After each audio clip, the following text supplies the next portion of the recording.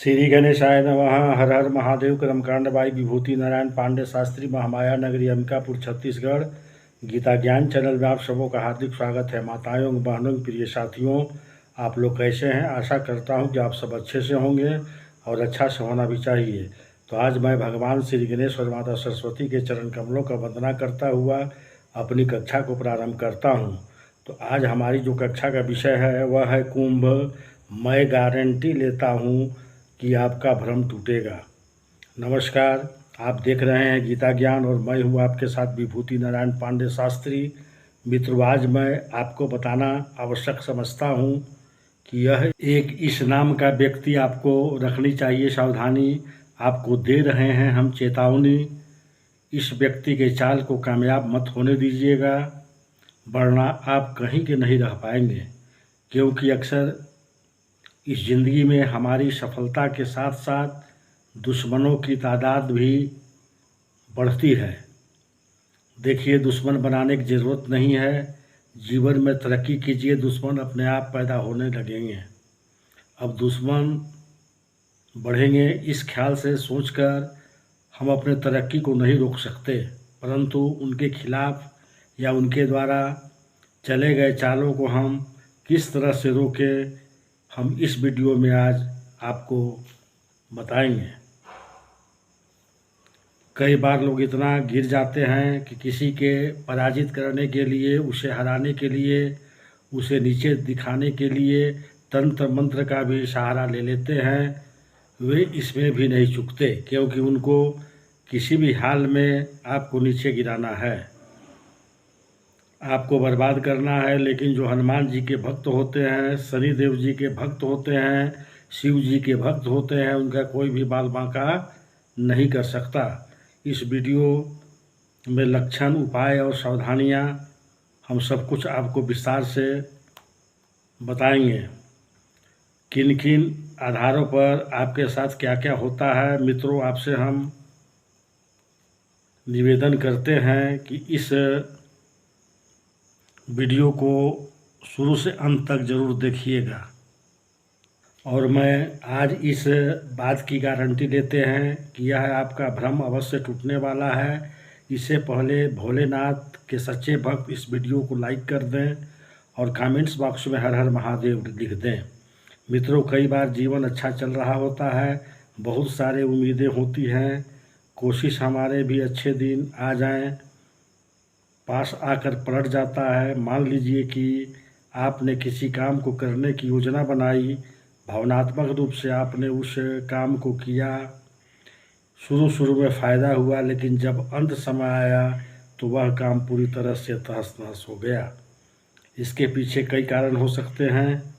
वही लोग जो हमसे जलते हैं, उनकी ही नकारात्मकता का असर हो सकता है, या उनके तंत्र मंत्र का असर हो सकता है, क्योंकि उन्होंने हमें काम में आगे बढ़ने से रोक दिया।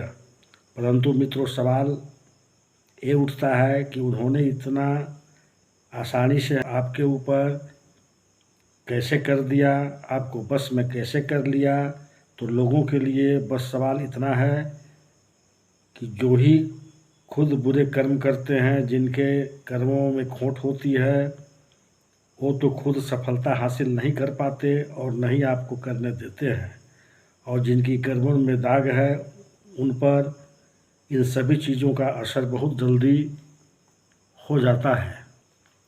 लेकिन जो प्रभु से जुड़े हुए होते हैं, जिनकी सोच विचार अच्छी रहती है, जो नित्य प्रतिदिन पूजा आराधना करते हैं, भगवान का नाम स्मरण करते हैं और अपने कर्मों पर विशेष ध्यान देते हैं, ऐसे लोगों के खिलाफ कोई कुछ करना चाहता है या ऐसे लोगों को कोई बस में करना चाहता है, तो अपने जाल में वो खुद के ही फंस कर रह जाता है।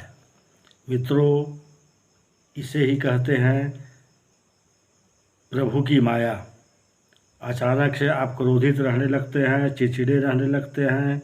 अगर आप बात बात पर चिड़चिड़े हो गए हैं, छोटी छोटी बातों पर गुस्सा आ जाता है, जब आप बोल रहे हैं तो आप कर्कश बोल रहे हैं, आप किसी का मान सम्मान का ध्यान नहीं रख रहे हैं, तो यहाँ पर थोड़ा चिंताजनक विषय है। हो सकता है कि किसी ने आपको वश में किया हो। मित्रों, अगर आपके घर में माँ तुलसी का पौधा है और वो पौधा धीरे धीरे सूखने लगा है, आप नित्य उनकी पूजा भी करते हैं, लेकिन उनके बावजूद भी वो पौधा सूखने लगे, तो आप समझ लीजिए किसी ने आपके ऊपर टोना टोटका किया है। मान लीजिए आपके घर में अचानक से बुरी पक्षी आने लगे, जैसे कि चमगादड़, काली बिल्ली और अलग अलग नकारात्मक जीव आपके घरों में प्रवेश करने लगें, तो ये भी बुरा संकेत हो सकता है। अब संकेत तो हमें मिल रहे हैं, कई बार ऐसा भी होता है कि स्वास्थ्य अचानक बिगड़ जाता है, आप बिल्कुल ठीक चल रहे हैं, एकदम से आपका स्वास्थ्य इतना बिगड़ जाता है कि आपको डॉक्टर के पास मदद लेनी ही पड़ती है और आपके दवाई गोली खा लेते हैं, परंतु उसका असर होता ही नहीं। हमारे घर में जो बुज़ुर्ग लोग होते हैं वो हमें एक ही सलाह देते हैं कि आपके ऊपर कुछ किसी ने कर दिया है। अब इतने सारे लक्षण दिख रहे हैं तो हमें भी मन में ऐसा ख्याल आता है कि हाँ, ऐसा हो सकता है। अब सवाल ये उठता है कि इनसे बचने के लिए हम क्या करें, क्योंकि ये देखिए बचना तो ज़रूरी है, वरना ये इतने नीचे गिर चुके हैं, आपको गिराने के लिए ये आपको पूरी तरह से बर्बाद करने के भी संकोच नहीं करेंगे। सबसे पहले यदि आप खुद को बचाना चाहते हैं तो ध्यान रखिएगा कि आप अपनी गुप्त योजनाओं को गुप्त ही रखिएगा। ये आपकी बहुत गलत आदत है कि आप अपनी योजनाओं को ढिंढोरा पीटते हैं।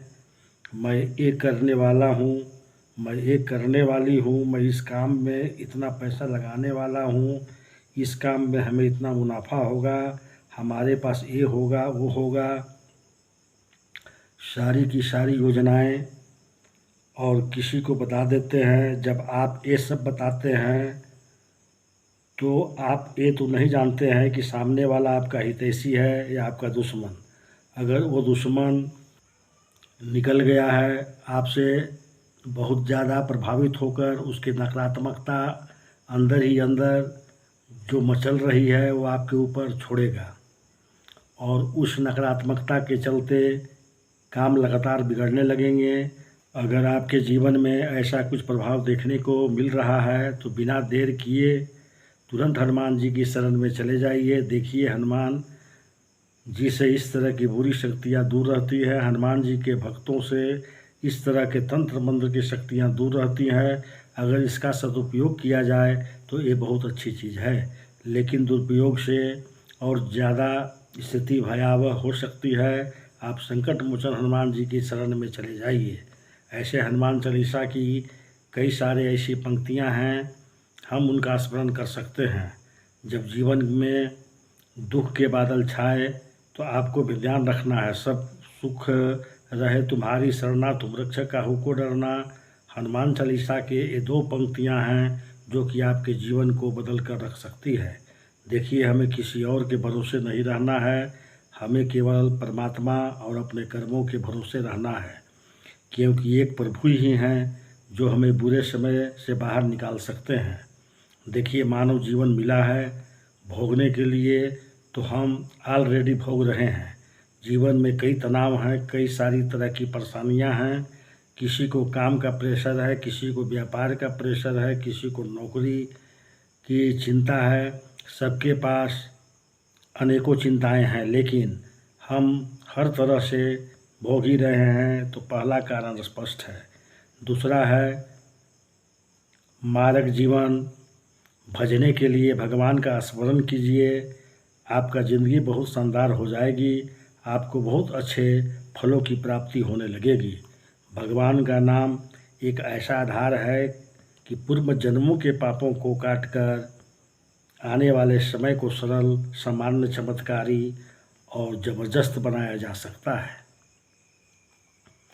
परंतु इंसान को चाहिए कि वो अच्छे और बुरे कर्मों को समझे।